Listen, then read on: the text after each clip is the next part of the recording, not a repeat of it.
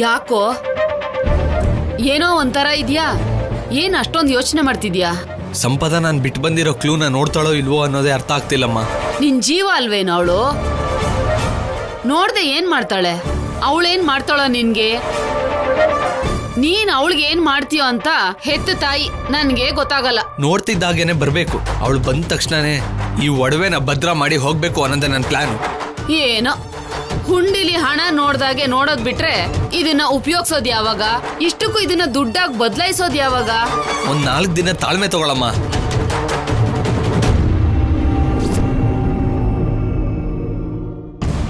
ಅಷ್ಟಕ್ಕೂ ಸಂಪದ ನೋಡಿದಾಳೋ ಇಲ್ವೋ? ಅವ್ರ ಲ್ಯಾಂಡ್ಲೈನ್ಗೆ ಫೋನ್ ಮಾಡೋಣ.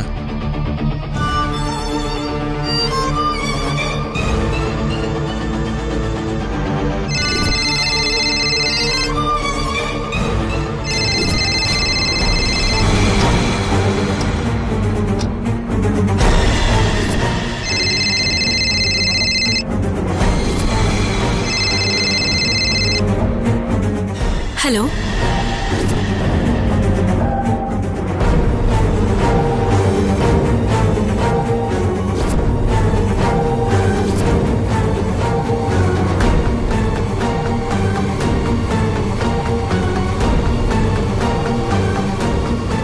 ಯಾರದು?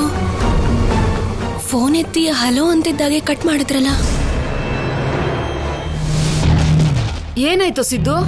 ಫೋನ್ ಆ ಕಲ್ಯಾಣಿ ರಿಸೀವ್ ಮಾಡಿದ್ಲು ಅಮ್ಮ. ಆ ಸಂಪದ ಆ ಮನೇಲಿ ಎಲ್ಲಿದ್ದಾಳೋ ಏನೋ.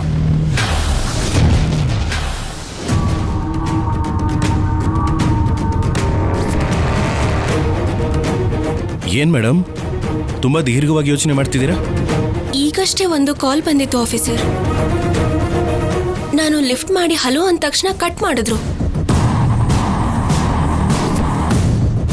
ಅದ್ಯಾರಾಗಿರ್ಬೋದು ಅಂತ ಯೋಚನೆ ಮಾಡ್ತಾ ಇದ್ದೀನಿ. ನೋ ಡೌಟ್ ಅದು ಸಿದ್ದುನೇ ಆಗಿರ್ತಾನೆ. ಸಂಪದಗೋಸ್ಕರ ಯಾರು ಮಾಡ್ತಿದ್ದಾರೆ ಅಂತ ಗೊತ್ತಾಗದೆ ಲ್ಯಾಂಡ್ ಲೈನ್ ಕಾಲ್ ಮಾಡ್ತಿರ್ತಾನೆ. ಮಿಸ್ ಆಗೋದಾ? ನೀನೇನ್ ಟೆನ್ಷನ್ ಮಾಡ್ಕೋಬೇಡ, ಅವನು ಮತ್ತೆ ಲ್ಯಾಂಡ್ ಲೈನ್ಗೆ ಕಾಲ್ ಮಾಡ್ತಾನೆ.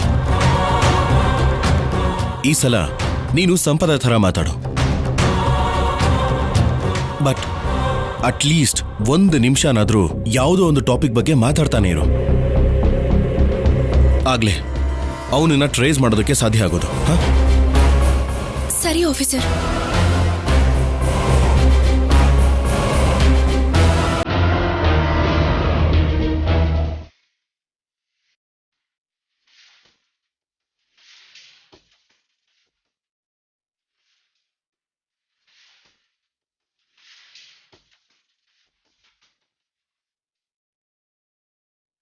ಮತ್ತೆ ಫೋನ್ ಮಾಡೋ. ಆ ಕಲ್ಯಾಣಿ ರಿಸೀವ್ ಮಾಡ್ತಾಳೆ ಅನ್ನೋ ಅಂತ ಭಯ ಆಗ್ತಿದೆ ಅಮ್ಮ. ಅವಳೇನ್ ಯಾವಾಗ್ಲೂ ಫೋನ್ ಪಕ್ಕನೇ ಕೂತ್ಕೊಂಡಿರ್ತಾಳ? ಮಾಡು.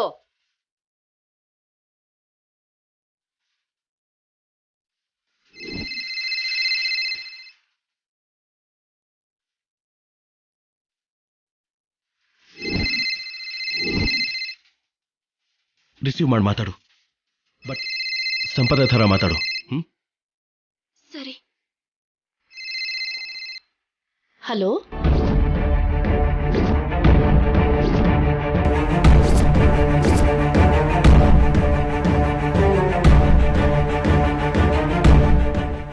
ಏನ್ ಸಂಪದ, ಫೋನ್ ರಿಸೀವ್ ಮಾಡಿ ಮಾತಾಡದೆ ಹಾಗೆ ನಿಂತ್ಬಿಟ್ಟಿದ್ಯಾ? ಅಂದ್ರೆ ಅದು ಫ್ರೆಂಡ್ ಮಾತಾಡ್ತಿದ್ದಾಳೆ, ಸರಿಯಾಗಿ ಕೇಳಿಸ್ತಿಲ್ಲ. ಸರಿ, ನನಗೆ ಕೆಲಸ ಇದೆ, ನಾನು ಹೊರಗಡೆ ಹೋಗ್ತಾ ಇದ್ದೀನಿ. ಬಾಯ್. ಬಾಯ್. ಏನಮ್ಮ ಸಂಪದ, ನೀನು ಗಂಡ ಹೊರಗಡೆ ಹೋಗ್ತಿರ್ಬೇಕಾದ್ರೆ ಕೊನೆ ಪಕ್ಷ ನೀನು ಅವನ ಎದುರುಗಡೆ ಬರ್ಬೇಕಲ್ವಾ? ನಮ್ ಕಲ್ಯಾಣಿ ಆಗಿದ್ದಿದ್ರೆ ನಗ್ನಗ್ತಾ ಎದುರುಗಡೆಯಿಂದ ಬರ್ತಿದ್ಲು. ಸರಿ, ಕಲ್ಯಾಣಿನ್ ಬರೋಕ್ ಹೇಳಿ. ಕಲ್ಯಾಣಿ ಇಲ್ಲ ಕಣೋ ಶೌರ್ಯ, ಸ್ನಾನ ಮಾಡಕ್ ಹೋಗಿದ್ದಾಳೆ. ಹೌದಾ? ಸರಿ ಅಮ್ಮ, ನೀವೇ ಎದುರಿಗೆ ಬನ್ನಿ. ಸರಿ ಅಮ್ಮ, ಬಾಯ್.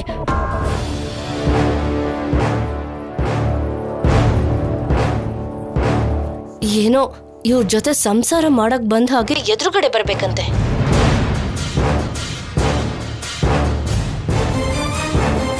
ನೆಮ್ಮದಿಯಿಂದ ನಿನ್ ಜೊತೆ ಮಾತಾಡೋದಕ್ಕೂ ಅಡ್ಡಿ ಮಾಡ್ತಿದ್ದಾನೆ. ಹೋದ ಬಿಡು, ನೀನ್ ಹೇಳು ಸಿದ್ದು. ಏನ್ ನೀನು ಸ್ಯಾಮ್, ನಿನ್ ಜೊತೆ ಮಾತಾಡೋಣ ಅಂದ್ರೆ ಆಗ್ತಾನೆ ಇಲ್ಲ. ಯಾರು ರಿಸೀವ್ ಮಾಡ್ತಾರೋ ಅಂತ ಒಂದ್ ಕಡೆ ಟೆನ್ಷನ್ ನನ್ಗೆ. ಹೋಗ್ಲಿ, ನೀನಾದ್ರೂ ಮಾಡ್ತೀಯ ಅಂದ್ರೆ ಅದು ಕೂಡ ಮಾಡಲ್ಲ. ಮಾತಾಡು ಮಾತಾಡು. ಎಲ್ಲಿ ಸಿದ್ದು? ಆ ಶೌರ್ಯ 24 ಗಂಟೆನೂ ನನ್ ಸುತ್ತಾನೆ ತಿರುಗ್ತಿದ್ದಾನೆ. ಅವನ್ ಹೊರಗಡೆ ಹೋದ ಅಂತ ಅನ್ಕೊಂಡ್ರೆ ಅವ್ರಮ್ಮ ಒಬ್ಳು ಅದು ಮಾಡು ಇದು ಮಾಡು ಅಂತ ನನ್ ಪ್ರಾಣ ತೆಗಿತಿದ್ದಾಳೆ. ಸರಿ ಬಿಡು ಸ್ಯಾಮ್, ಇನ್ ನಮ್ ಸಮಸ್ಯೆ ತೀರೋದಾಗೆ. ನಿಮ್ಮಮ್ಮ ರಾಕ್ಷಸಿ ಹಾಗೆ ವರ್ತಿಸ್ತಿದ್ದಾರೆ ಶೌರ್ಯ. ಮನೆ ಕೆಲ್ಸನೆಲ್ಲ ನನ್ನ ಹತ್ರನೇ ಮಾಡಿಸ್ತಿದ್ದಾರೆ.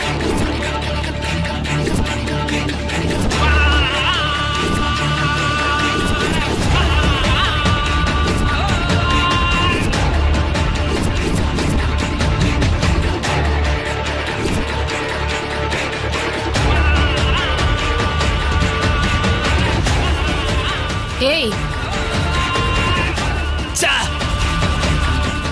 ಏನಾಯ್ತು?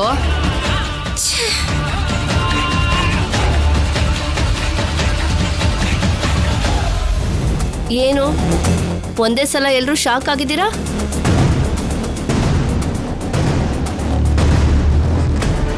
ನಿನ್ನ ನೋಡಿ ಭಯ ಪಟ್ಟು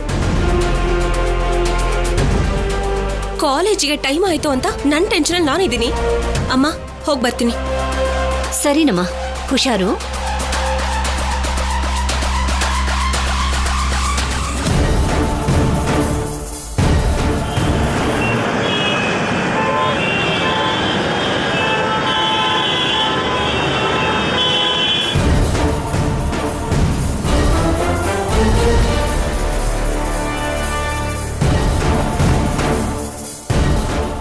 ಅಮ್ಮ, ನಾನು CPR ಆಫೀಸ್ವರೆಗೂ ಹೋಗಿ ಬರ್ತೀನಿ. ಅದೀಗ್ಲೇ ನೆನ್ಪಾಯ್ತಾ? ಹೋಗೋದಕ್ಕೆ ಆಫೀಸ್ ಟೈಮಿಂಗ್ ಆಗ್ಬೇಕಲ್ವಾ? ಈಗ ಆಗಿದೆ, ಹೋಗ್ತಾ ಇದ್ದೀನಿ.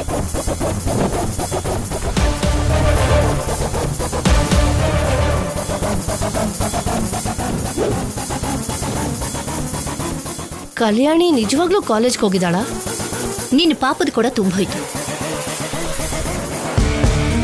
ಆ ಟೈಟ್ಲ್ ಇಟ್ಕೊಂಡು ಇವ್ರು ಕಾಲೇಜಲ್ಲಿ ನಾಟಕ ಮಾಡ್ತಾ ಇದ್ದಾರೆ.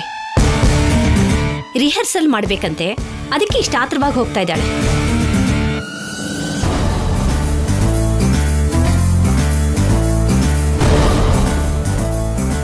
ಏನು ಎಲ್ರೂ ಒಂಥರ ಇದಾರಲ್ಲ? ಅಥವಾ ಸಿದ್ದು ಏನಾದ್ರೂ ಫೋನ್ ಮಾಡಿದ್ನಾ?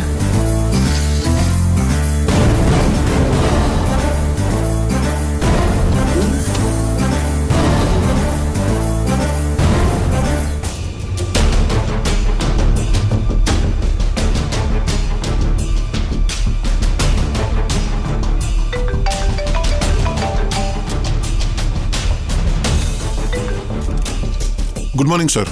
ಹಲೋ ಶ್ರೀನಿವಾಸ್. ಸರ್, ಏನು ನಡೀತಾ ಇದೆ? ನಮ್ಮವರು ಫೋನ್ ಟ್ರೇಸ್ ಮಾಡಿ ಸಿದ್ದು ಅನ್ನೋರ್ ಲೊಕೇಶನ್ನ ಟ್ರೇಸ್ ಮಾಡೋದಕ್ಕೆ ಟ್ರೈ ಮಾಡ್ತಿದ್ದಾರೆ ಸರ್. ಟ್ರೇಸ್ ಆಯ್ತಾ? ಸಿಗ್ನಲ್ ಸಿಕ್ಕಿದಾಗ ಒಂದ್ಸಲ ಕನೆಕ್ಟ್ ಆಯ್ತು sir.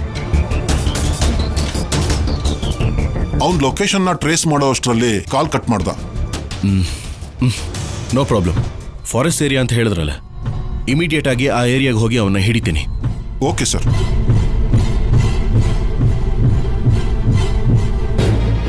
Kalyani, exact location trace ಆಗ್ಲಿಲ್ವಂತೆ. ಅವನಿರೋ ಏರಿಯಾ ಗೊತ್ತಾಗಿದೆ, ನಡಿ. ನಡೀರಿ.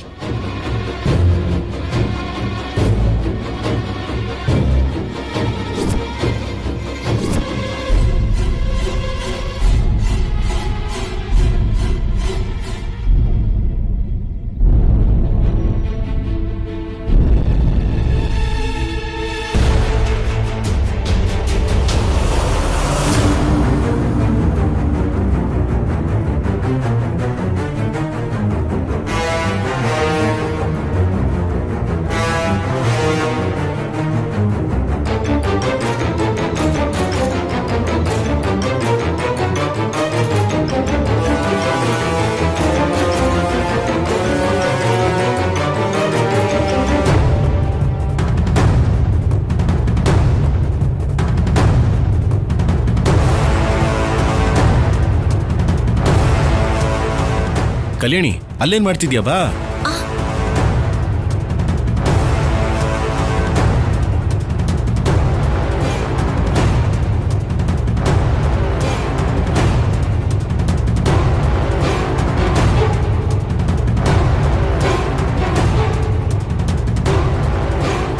ಏಯ್, ಎಲ್ಲಿಗೆ ಹೋಗ್ತಾ ಇದ್ಯಾ?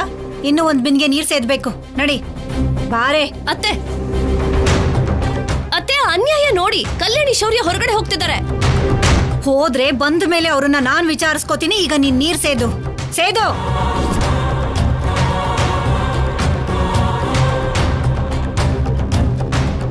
ಅಷ್ಟು ಅರ್ಜೆಂಟಲ್ಲಿ ಹೋದ್ರು ಅಂದ್ರೆ ಏನೋ ನಡೀತಿದೆ ಅನ್ಸುತ್ತೆ.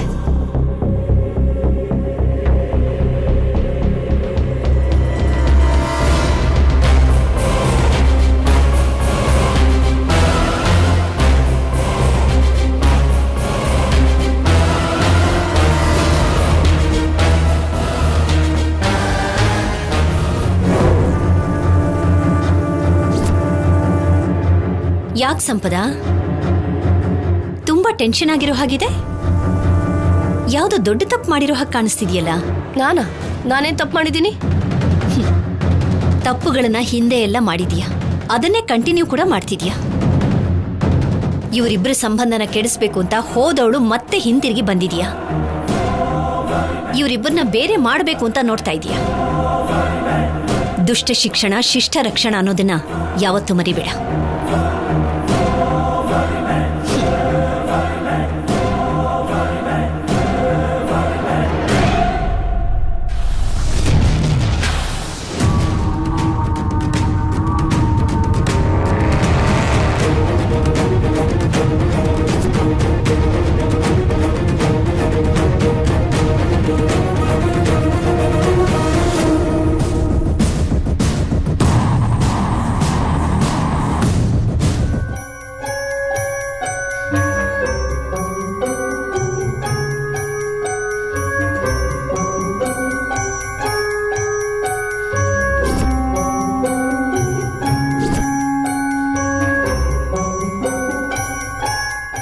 ಬಂದು ಸೋಲ್ತ್ಯಾ ಅಂತ ವಾರ್ನಿಂಗ್ ಬೇರೆ ಕೊಟ್ಟು ಹೋಗ್ತಿದ್ದಾಳೆ. ಏನೋ ನಡೆದಿದೆ. ಅಲ್ಲಿ ನೋಡಿದ್ರೆ ಶೌರ್ಯ ಕಲ್ಯಾಣಿ ಗಡಿಬಿಡಿಯಲ್ಲಿ ಹೋದ್ರು, ಇಲ್ಲಿ ನೋಡಿದ್ರೆ ಅನುಪಮ ಅಮ್ಮ ಸಂಬಂಧ ಇಲ್ಲದೆ ಮಾತಾಡ್ತಿದ್ದಾರೆ. ಏನ್ ನಡೆದಿರಬಹುದು? ಅವ್ರ ಅವಸರನ ನೋಡ್ತಿದ್ರೆ ಸಿದ್ದು ಫೋನ್ ಮಾಡಿರೋ ಹಾಗಿದ್ದಾನೆ. ಅವರಿಗೆ ವಿಷಯ ಎಲ್ಲ ಗೊತ್ತಾಗಿರೋ ಹಾಗಿದೆ. ಇವಾಗ ಏನ್ ಮಾಡೋದು? ಛೇ, ಹೇಗೆ ಅಂದ್ರೆ ನನಗ್ ಮಾತ್ರ ಏನ್ ಗೊತ್ತು? ಏನ್ ನಡೀತಿದೆ, ಅವ್ರೇನ್ ಮಾಡ್ತಿದ್ದಾರೆ? ಏನ್ ನಿಮ್ ಗುಸುಗುಸು?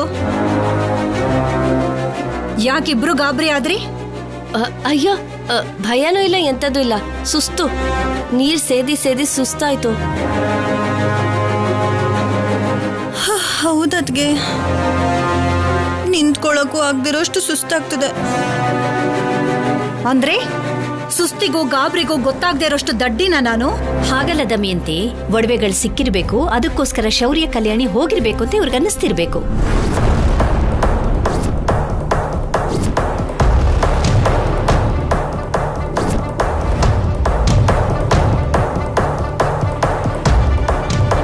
ನಿಜವಾಗ್ಲೂ ಅದೇನಾದ್ರೂ ಸಿಕ್ಕಿದ್ರೆ, ಒಡವೆ ಸಿಕ್ಕಿದ್ದು ಖುಷಿಗೆ ಇವಳ ಕೈಯಲ್ಲಿ 108 ಪ್ರದಕ್ಷಿಣೆ ಹಾಕ್ಸಿ 108 ತೆಂಗಿನಕಾಯಿ ಹೊಡಿಸ್ತೀನಿ.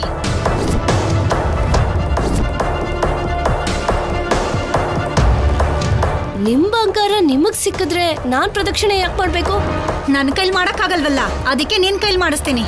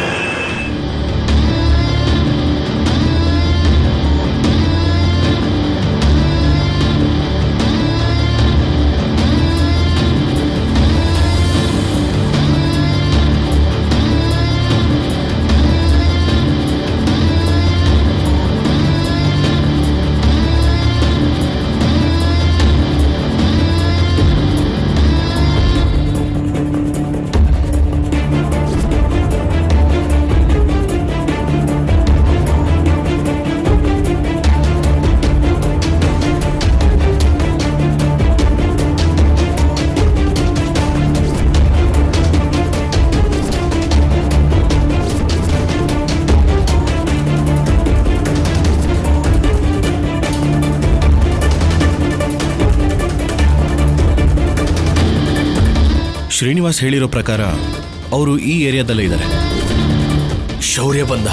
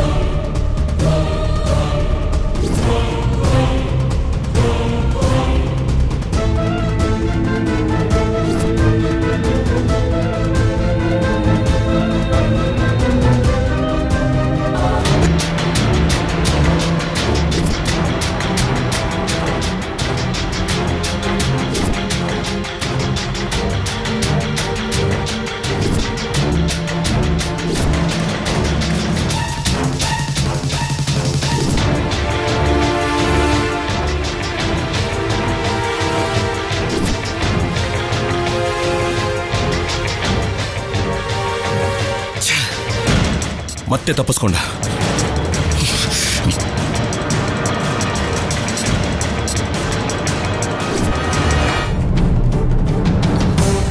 ಬೇಜಾರಾಗಬೇಡಿ ಆಫೀಸರ್.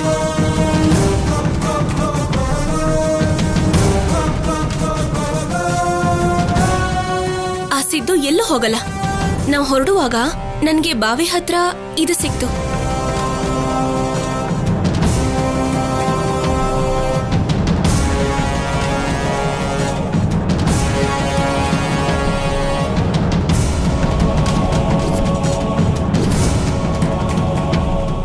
ಸಂಪದಾಗೋಸ್ಕರ ಆ ಸಿದ್ದು ಕೊಟ್ಟಿರೋ ಕ್ಲೂ ಇದೆ ಅನ್ಸುತ್ತೆ.